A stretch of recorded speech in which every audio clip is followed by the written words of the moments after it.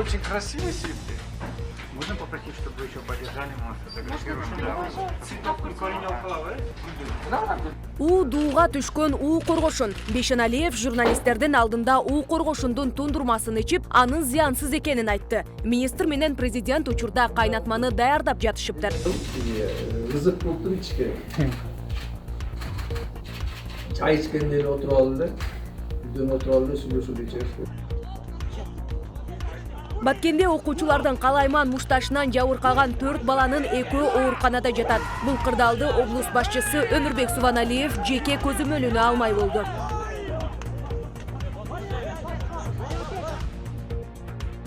Банктар насыяларды кечпейт. Эске салсак, насыя алган аялдар Чүйдүн пригородная айыл өкмөтүнүн имаратына барып, өздөрүн өрттөөгө аракет кылышкан.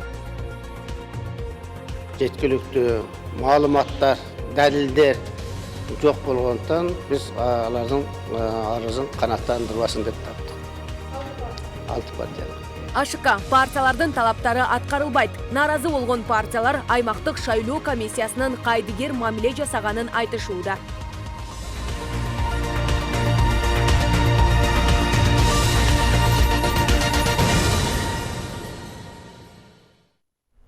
Нур телеканалында Нур Ньюс маалымат программасы сиздер менен мен Айганы Штратбек кызы. Кесиптештер менен биргеликте күндүн негизги окуяларын тааныштырабыз. Саламатсызбы? Бизди Facebook баракчабыздан да түз көрсөңүз болот. Даректер экранда көрсөтүлгөн. COVID-19 илдетинен Бишкек шаарында 3, Чүй облусунда 1 бейтап каза болду. Бир суткада 230 кишиден вирус аныкталды. Бул тууралуу Саламаттыкты сактоо министрлиги билдирди. Маалыматка караганда Бишкек шаарында 131, Ош шаары 3, Чүй облусу 70, Талас облусу 1, Ош облусу 3, Нарын облусу 4, Ысык Көл облусу 12, Жалал Абад облусу 4, Баткен облусу 2 кишиден вирус табылды. Март айынан бери 91.374 киши вируска чалдыгып, 1544 бейтап көз жумду. Ош шаарындагы номер 20 Исқақ Разақов атындагы мектеп гимназиясынын 11 классынын 2 окуучусунан коронавирус аныкталды. Шаардык мэриянын басма сөз катчысы Азамат Апсатаров бул маалыматты ырастап, бирок аталган мектеп жабылып же жабылбай турганын комиссия чечерин айтып гана чектелди. Эскертсек, 13 апрелде Ош шаарындагы Жетиген жана Олимп мектептеринде 2 окуучудан коронавирус чыккан болчу. Мындан улам мэриянын комиссиясы мектептерди 2 аптага жабуу тууралуу чечим кабыл алган.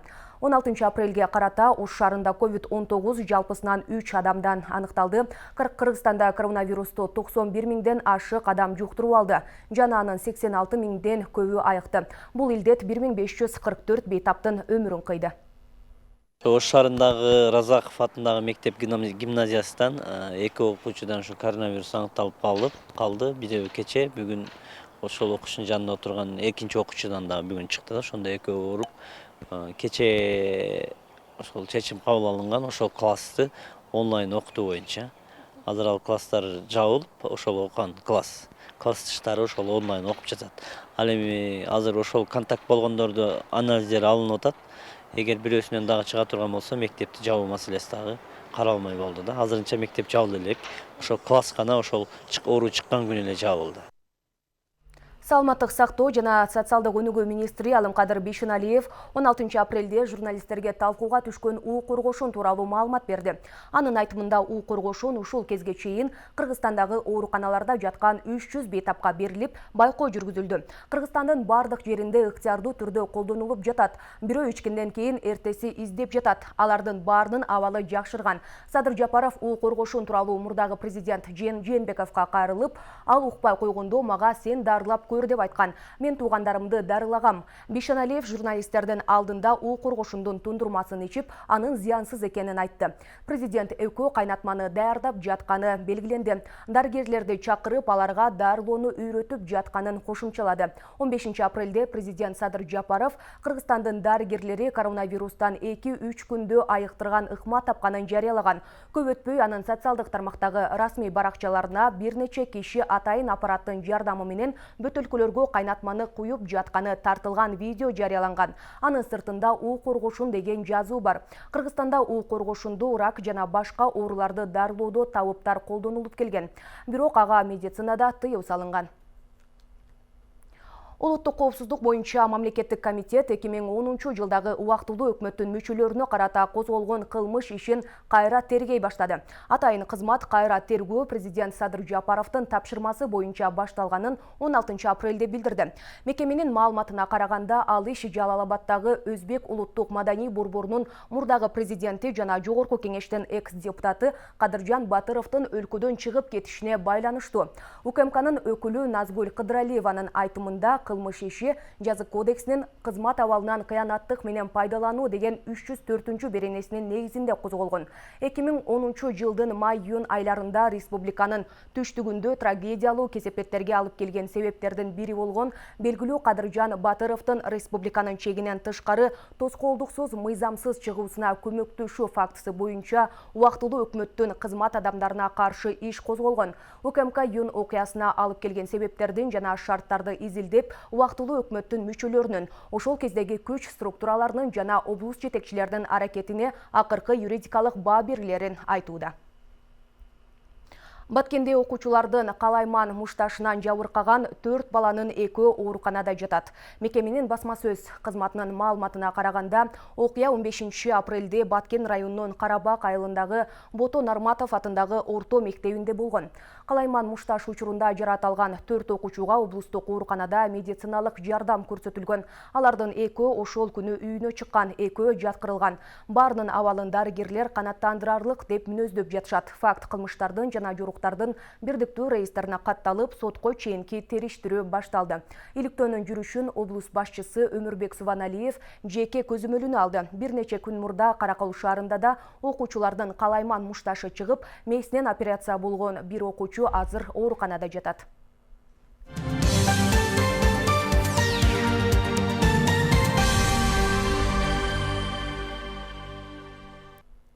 Улуттук банк эч ким коммерциялык банктардан насыяларды кечүүнү сурай албашын билдирди. Эске салсак, кечээ 15 апрелде Чүйдүн пригородная айыл өкмөттүн имаратына бир нече аял барып, өздөрүн өрттөйбүз деп жаткандыгы айтылган. Алар насыяларынын айынан үйүнөн ажырап калуу кооптуулугун билдиришкен болчу.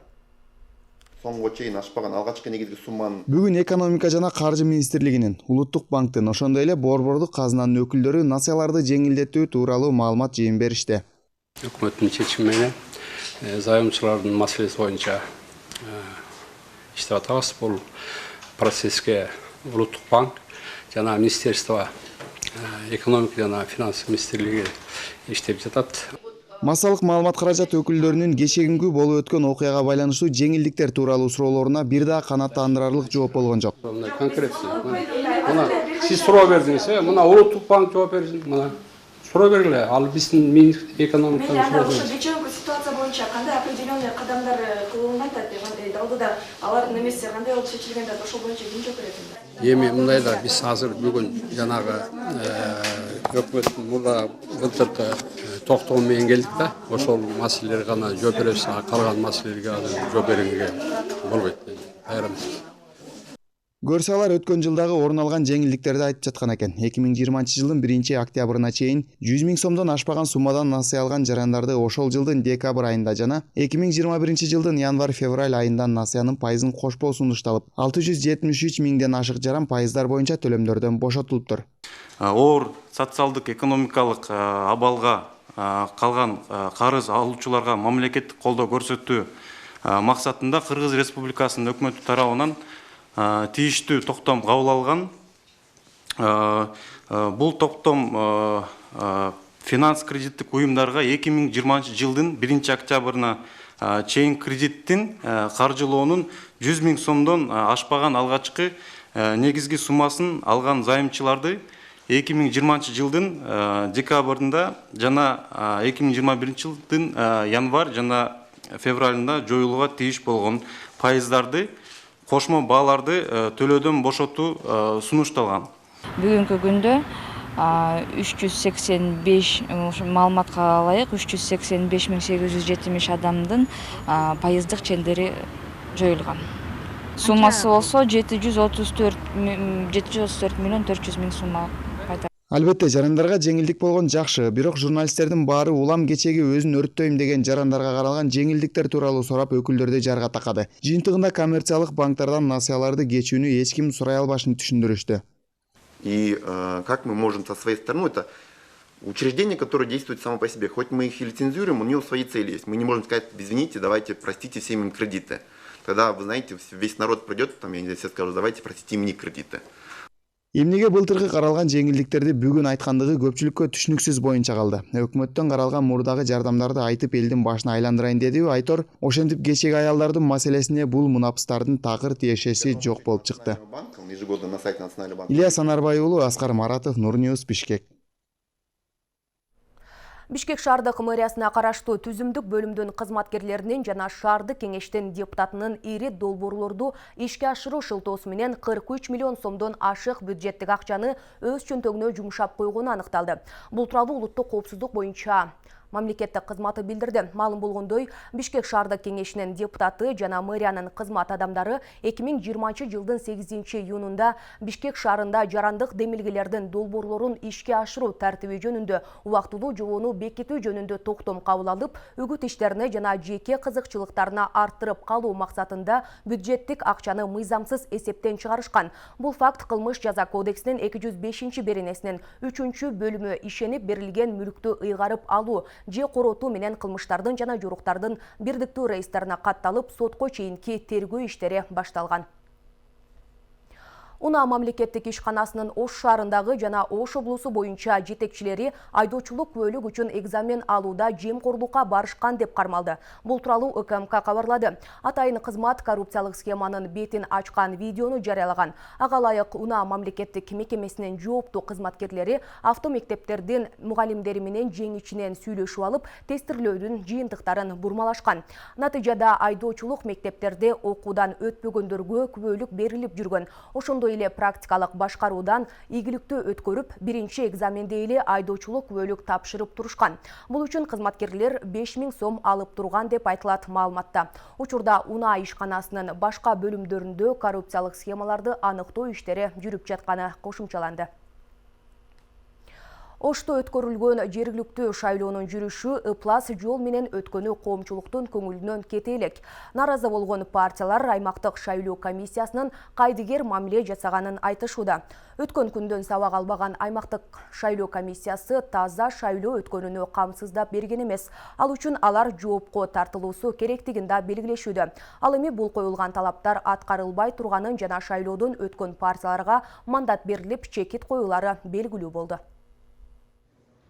Оштогу шайлоо жыйынтыгы жокко чыгарылбайт. Бул туурасында аймактык шайлоо комиссиясынан билдиришти. Тактап айта турган болсок, Оштогу жергиликтүү шайлоо өнөктүгүнүн жыйынтыгына 6 партия каршы чыккан. Алар шайлоонун жүрүшүндө мыйзам бузуу фактылары катталганын айтып, АШКга жана тиешелүү кызматтагыларга кайрылышкан болчу. Бирок партиялардын бул талаптары аткарылбай турган болуптур. Жеткиликтүү маалыматтар, далилдер жок болгондон биз алардын арызын канааттандырбасын деп таптык. 6 партия. Эгерде дагы кайталайт, эгерде биздин чечимге аймактык шайлоо комиссиясынын чечимине макул болбосо, саясий партиялардын укугу бар. Борбордук шайлоо комиссиясынын биздин чечимге даттанат. Алар биздикин бекитип берген болсо, андан кийин сот процессине кайрылышка алардын укугу бар. Шайлоо өнөктүгүнүн жүрүшүндө жалпы 128 арыз даттануулар Ош шаардык ички иштер башкармалыгына келип түшкөн. Ал эми шайлоо күнү көпчүлүктү күмөндүү ойго салган тешик маскачан жарандардын окуясы боюнча так маалымат жок экен. Сурамжылоонун негизинде жарандардын кээ бири сатып алганын айтышса, айрымдары өздөрү тешип алганын айтышкан. Көпчүлүк даттануулар чындыкка дал келбейт деп жатышат. Ооба, бул боюнча да иликтөө учурунда бул чындыкка келбегендиги аныкталды. Мисалы үчүн анын ушу маскасында тешик бар экен деп туруп эле кайсы бир жаранды же болбосо шайлоочуну биз болсо жоопкерчиликке тартууга негизги далил базалары жетишсиз болду да. Жок, иликтөө учурунда ал тешик масканы тагынып алып туруп деп эле ушул кайсы бир партияга добуш берип атат деп айтып күнөө коюп туруп, аны жоопко тартуу бул аздык кылат да. Далил базалары бул убакта жетишкен жок. 11-апрелде өткөн жергиликтүү шайлоонун өткөнүнө 4 күндүн жүзү болду. Бирок Ош шаарындагы шайлоонун жүрүшү ыплас жол менен өтүп, мурдагы көрүнүш кайталанганын шайлоого чейин да, шайлоодон кийин да айтып келишти. Айрым партиялар арасында сүйлөшүүлөр жүрүп, ичинен сатып алуулар болгон айтылат. Нааразычылыгын билдирип чыккан 6 партия өлкө башчы Садыр Жапаров жана БШК өкүлдөрүнө чейин кайрылышкан. Бирок андан бери эч бир аракеттер көрүлбөй жатканын белгилешүүдө. Ошол учурда эле шайлоо башталганга чейин эле мыйзам бузуулар болуп аткандыгына байланыштуу биз ошо меморандумду кол коюудан баш тартканбыз. Анткени бул эчтеке бербейт. Шайлоо мыйзам бузуу болуп атат, бүгүнкү чейин эч кандай чара көрүлбөй атат деп ошондо эле биз баягы алдын ала билип ошого бир чара көрүлөр бекен, ошого бир көңүл бурулар бекен деген ойдо, тилекте меморандумуна кол койбойдук эле, ошондой эле болду. Бул айтылып келди да, кайрылбаган жок, калган жок да. Шайлоого чейин эле кайрылып аттык барлык жаккачы. Бирок чара көрүлгөн жок, жыйынтык ошо болду. Шайлоонун жүрүшүндө ыплас өткөн аракеттерге аймактык шайлоо комиссиясынын кайдыгер жасаган мамилеси өкүндүрө турчу иш. Таза шайлоону камсыздап бербеген АШК мүчөлөрү жоопкерчиликти тартуусу керектиги белгиленет. Ошентсе да бул жолкусунда келтирилип жаткан далил фактылар четке кагылып, нааразычылыктардын жыйынтыгы жокко чыгаары айдан ачык дешет. Мындай таризде барсак, алдыда өтүүчү парламенттик шайлоодон кийин өлкөдө кайрадан чоң төңкөрүш орун алышы ыктымал экенин эскертишет. Ал видео далилдагы көрсөтүлүп жатты, бирок ошондой кандидаттарды Борбордук шайлоо комиссиясы четтетип коюш керек болчу. Бирок эмнегедир ал бийликтин парчасыбы, же болбосо бийликтеги ушу бийлигине ишенген адамдарбы, айтор буга чек чара көрүлбөй келип атат. Жоопкерчиликти да эч ким албай атат. Бул абдан өкүнүчтүү. Биз Кыргызстанда ушу мыйзамдуу мамлекетте жашайбыз, мыйзамга таянабыз дегенибиз менен тилекке каршы мыйзам бүгүнкү күндө иштейби деген чоң суроо жаралып калат. 11 апрель өлкөдө жергиликтүү шайлоо өнөктүгө өткөн. Анда Ош шаарындагы шайлоо мыйзамсыздык чектен ашып сатып алуу менен өткөнүн айтып, аны жокко чыгарууну талап кылып чыгышкан. Бирок бул талаптар аткарылбай турганы айтылып, бүгүн шаардык кеңештин депутаттарынын мандаты чечилип, акыркы чекит коюларын белгилешти. Нурзада Сыдыкова, Элдар Өмүрбек уулу, Нурньюз, Ош шаары.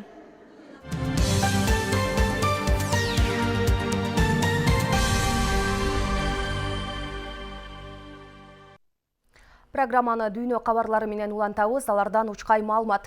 Багдадтагы базардан чыккан жарылуудан бир адам каза болуп, кеминде 10дон ашуун адам жаракат алды. Ал эми башка булактар кеминде 5 адам каза болуп, 20дан ашуун адам жаракат алган дешүүдө. Америкалык аскерлердин Афганистандын аймагынан чыгарылышы Вашингтон менен Кабулдун мамилелерине таасирин тийгизбейт. Мындай билдирүү менен АКШнын мамлекеттик катчысы билдирди. Ушул жана башка кабарлар кийинки материалда. Багдадтын Садр-Сити шаарындагы Аль-Хабибия базарында чыккан жарылуудан бир адам каза болуп, кеминде 10дон ашуун адам жаракат алды. Ал эми башка булактарга ылайык кеминде 5 адам каза болуп, 20дан ашуун адам жаракат алган деген маалыматтар айтылууда. Жарылуудан бир нече күркөлөр кыйрап, токтоп турган унаалар жана мотоциклдер өрттөлгөн. Социалдык тармактарда жардыргыч зат коюлган жерде бомба коюлган, унаа жарылган деген кабарлар болгон. Бирок Ирак бийлиги кол салууну дароо тастыктаган эмес. Коопсуздук күчтөрү базарга алып баруучу жолдорду жаап, окуя болгон жерге тез жардам кызматы келген. Жарадарлар жакынкы ооруканаларга жана медициналык борборлорго жеткирилген.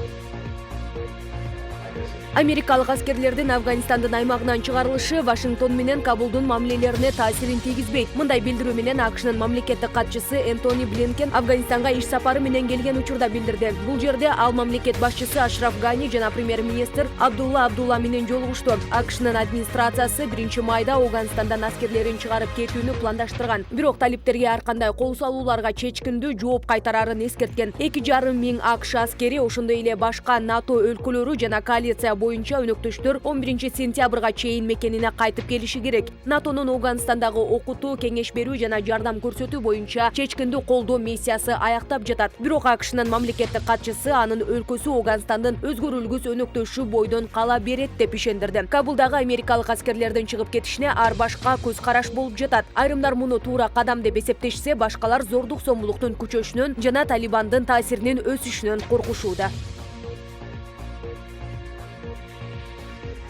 Британдык королдук үй бүлө мүчөлөрү Эдинбург герцогунун жакындары менен түшкөн сүрөттөрүн жарыялады. Королева Елизавета II жолдошу Ханзада Филипп 9 апрелде дүйнө салган. Ал 2 айдан кийин 100 жашын белгилемек. Сүрөттөрдү үй бүлөсү Букингем сарайынын басма сөз кызматы коомдук сайттардагы баракчасына жарыялашты. Эске салсак, жерге берүү зыйнаты коронавируска байланышкан коопсуздук эрежелерин сактоо менен өтөт жана Британ телеканалдары аркылуу төз көрсөтүлөт. Ага көп сандагы Британ аскерлери, аба күчтөрү, королдук флот жана аскер деңиз күчтөрүнүн жөө аскерлери катышмакчы. Эдинбург герцогун жерге берүү зинаты 17 апрелде өтөт. Ханзада Филипп өткөн аптанын жума күнү 99 жашында дүйнө салган.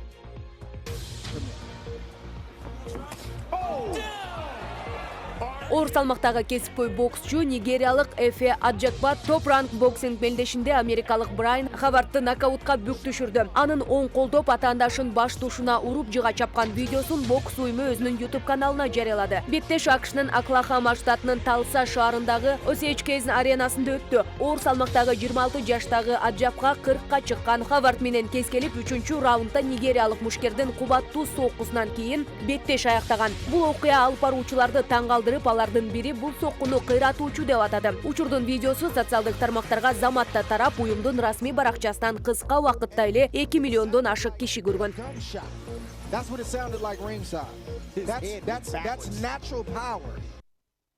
Токио Олимпиадасына 3 ай гана убакыт калды. Машыгуулар пандемия шартына туура келгенине карабастан, кыргызстандык спортчулар 10дон ашык жолдомо алды. Алардын бир нече лицензиялык турнир бар. Жолдомо алган спортчулардын эмоциялары кандай? Кененирээк кийинки сюжетте сөз болот.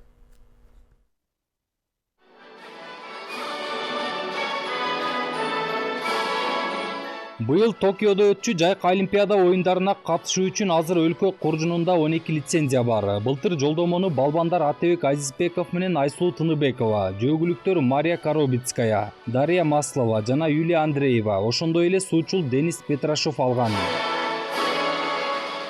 Ал эми жакында эле Казакстанда өткөн лицензиялык турнирден жолдомону Жоломан Шаршанбеков, Акжол Махмудов, Үзүр Жузупбеков, Айпери Медет кызы, Мерим Жуманазарова жана Эрназар Акматалиев алды. Олимпиадага лицензия оюнуна утканыма мен эле эмес, менин агайларым, менен ким болсо, менин жанымда ким жүргөн болсо, ошолордун баарына чоң рахмат айтып, ошолор силердин да жеңишиңер демекчимин. Бул азыркы сезим аябай толкундан атам. Мен бардыгына Кудайыма чексиз шүгүрчүлүктөрдү айтамын. Аябай сүйүнүп атам. Олимпиадага жолдомо алган спортчулардын эмоционалдуу интервьюлары соц тармактарга жарыяланып жатат. Анда алар кубанууга эрте экенин айтышып, кармаш али алдыда деп билдиришүүдө. Бул сезим мен бала кезимден бери бар. Мен эс тартып баштагандан бери ушул күндү күтүп жүргөм. Качан Олимпиадага лицензия алып, Олимпиададан Кыргызстан гимн ойнотуп, Кыргызстан желегин желбиретем деп эс тарткандан баштап мен ушул күндү күткөм. Алхамдулилля, Алла Таала мени ушул күнгө жеткирди. Алхамдулилля, чексиз шүгүрлөр болсун. Бүгүнкү күндө Токио Олимпиадасына аз гана убакыт калды. Бир күн эмес, бир минутта бошобой болгон күч аракетимди жумшап, иншалла Токио Олимпиадасынан кыргыз элин кубантып, кыргыздын желегин желбиретип, кыргыздын гимн ойноткон толук аракетибизди кылабыз. Бул жолку Олимпиада оюндарында Кыргызстандын куржуну куру калбайт. Ишеним чоң. Анткени кыргыз спортчулардын даярдыгы жакшы деңгээлде. Тажрыйбалуу машыктыруучулардын колунан өтүп, жеңишке болгон дымагы күчтүү дейт спорт журналисти Кабыл Макешев. Эми Олимпиадалык оюндар, мисалы дүйнө чемпионаты, же болбосо Азия чемпионатында, же болбосо Азия оюндарында эмес, Олимпиадага дүйнөнүн эң тандалган мыкты балбандары барышат, спортчулар барышат. Мөрөт алашуу, атаандашуу абдан курч мүнөздө болот да Олимпиада. Олимпиаданы утуп алыш кыйыныраак болот да негизиненчи. Алар баягы чучугулакта кимге түшүп калат, кандай балбандарга туш болот, анан калыстар кандай карашат. Мисалы Олимпиадалык оюндарда көпчүлүк учурда калыстык болбой калган учурлар да болот. Мисалы Пекин Олимпиадасында Канат Бегалиевди калыстар экинчи периоддо, экинчи бөлүктө тартып коюшканда, ошол себептен Франция балбаны чемпион болуп калган. Бирок анткени менен мамлекет тарабынан Олимпиадага даярданып жаткан спортчуларга карата колдоо анчейин эмес. Буга чейин Жогорку Кеңештин депутаты Шайлообек Атазов парламенттин жыйынында спортчуларга каражат бөлүнбөй жатканын айтып чыккан. Анын айтымында өлкөнүн олимпиадалык командасына 105 миллион сом каралса, бүгүнкү күндө анын 16 миллиону гана бөлүнгөн. Мамлекет тарабынан 106 миллион акча бөлүнүп, анын ичинен 16 миллион гана бүгүнкү күндө беришип калганын кармап турушат экен. Эми ушул жерде финансы министрине мындай ойду айткыбыз келет да. Кыргыз спортуна, кыргыз мамлекетинин желегин желбиретип аткан курама командага кайдыгер мамиле кылып, тоготпогон мамиле кылып, финансы министри ушул 16 миллионду гана бөлүп калганын токтотуп турганы бул кишинин ичинде болгон шалакылыгы деп айтсак болот. Бул министрлерде мен мына бир аптадан бери келип ушуну байкадым да. Бир маселе көтөрсөң карап көрөлү дей берет экен. Ошондой эле ал учурда Олимпиадага даярданып жаткандарга күнүнө 250 сом берилерин айтып, машыгууга барган жеринде мейманкана, авиакассага карыз болуп жатканын кошумчалады. Спортчуларды даярдоодо көйгөйлөр болуп жатканын Жаштар иши, Дене тарбия жана спорт агенттигинин директору Канат Шабданбаев да моюндаган. Кыргыз спортуна мамлекеттин көңүл буруусу аябаганда мыкты деп айта албайм. Себеби агент болчу Дене тарбия спорт агенттиги. Аны болсо Маданият министрлигине кошуп койду, статусу да төмөндөп калды. Азыркы учурда мамлекет экономикалык абалга байланыштуу кыргыз спортуна чоң көңүл бура албай атат, чынын айтыш керек. Мындай федерациялардын, жеке спорт клубтардын жардамы менен жалпы эле өзүбүздүн спортчулардын, машыктыруучулардын демилгеси менен кыргыз спорту кармалып турат да азыр чынында. Айтсак, Кыргызстан эгемендүүлүктү алган жылдар аралыгында Олимпиада чемпиону чыга элек. Бирок ол жолу кайткан спортчуларыбыз бар. 2008-жылы өткөн Бейжин Олимпиадасында грек-рим күрөшү боюнча Канат Бегалиев финалга чыгып, күмүш байгени утуп алса, ал эми Руслан Төмөнбаев коло байгени багындырган. Жолдар Бузумов, Нурбек Жеңишбек уулу, Нурньюс, Бишкек. Жаш муундар кыргыз элинин мурастарын, маданиятын, кол өнөрчүлүк багытын таанып билүү зарыл.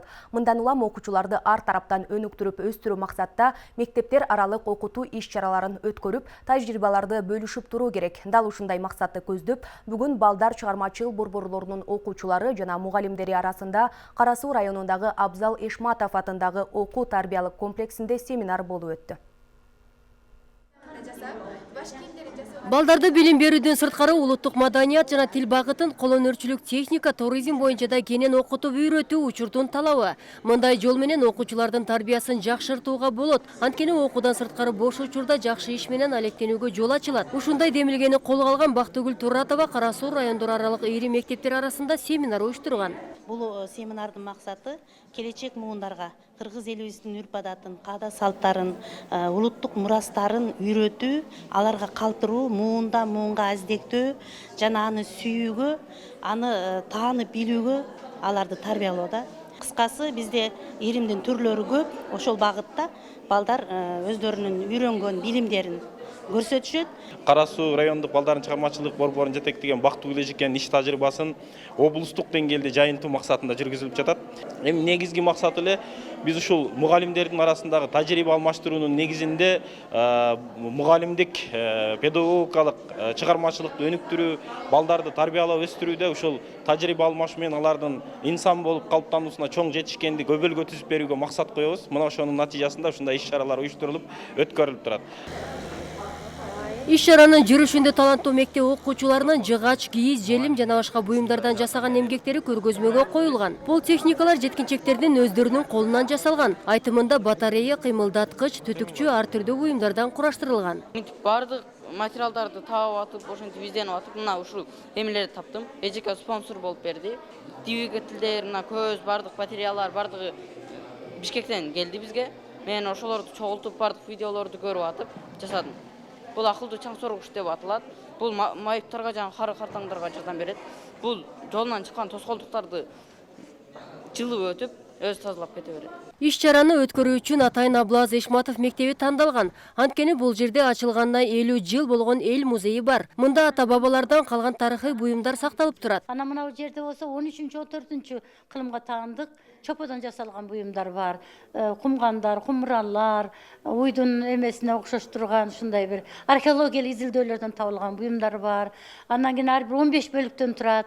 Демек аңчылык, негизинен көчмөн эл болгондуктан аңчылык, мал чарбачылыгы, аңчылык, дыйканчылык, кол өнөрчүлүк, зергерди иштетүү, темир устачылык бардыгы изилдөө менен өзүбүздүн айылыбыздан, коңшу айылдардан ушундай изилдөө менен улуттук мурастарды сактап калыш үчүн эме алганбыз. Бул жака келгенде көргөзмөлөрдөн көбүнчө мага колдо жасалган буюмдар жакты. Анткени алар кыргыздын окура элдеринин өткөн турмушун чагылдыргандыгы үчүн алар көбүнчө тарыхты элестетет. азыр оригинал колдонулбай калгандыгы үчүн азыр көзүбүзгө башкача көрүнөт. Балдар арасында тажрыйба алмашуу жана көргөзмөлөр райондордон келген окуучуларды таасирлентип, кызыгуусун арттырганын белгилешет. Жансыз буюмга жан киргизген балдардын таланты райондордон келген окуучуларды шыктандырбай койгон жок. Мындай иш-чаралардын бат-бат өтүшү өспүрүмдөрдүн ой жүгүртүп, ойлоп тапкычтыгы күчөп келечекте мыкты адистер чыгат деп ишенip турушат уюштуруучулар. Миргүл Эшпаева, Адилет Нышанбаев, Нур-Ньюс, Кара Суу району. Эртең 17 апрелден баштап Манас эл аралык аэропортунун аймагында өлкөдөгү эпидемиологиялык абалга байланыштуу айрым чектөөлөр киргизилет. Бул тууралуу аэропорттун басма сөз кызматы билдирди. Түнкү саат 24:00дон эртең мененки саат 7:00га чейин аэровокзалдардын ичине бөтөн адамдардын, анын ичинде узатып жана тосуп алууга келген жарандардын кирүүсүнө тыюу салынат. Аэровокзалга авиабилети бар гана адамдар киргизилет. Ошондой эле чет өлкөлөргө кетип жаткан жана учуп келген жарандардын дене табын өлчөө күчөтүлөт. Урматтуу телекөрүүчү, сиз Нур-Ньюс маалымат программасын көрдүңүз, ал үчүн сизге ыраазычылык. Эгерде эфирди толук көргөнгө жетишпей калсаңыз, бизди интернет баракчаларыбыздан оңой эле таба аласыз. Даректер экранда көрсөтүлгөн. Кыска жарнамадан кийин эфирдик берүүлөрүбүз уланат. Мен сиздер менен коштошом, саламатта калыңыздар.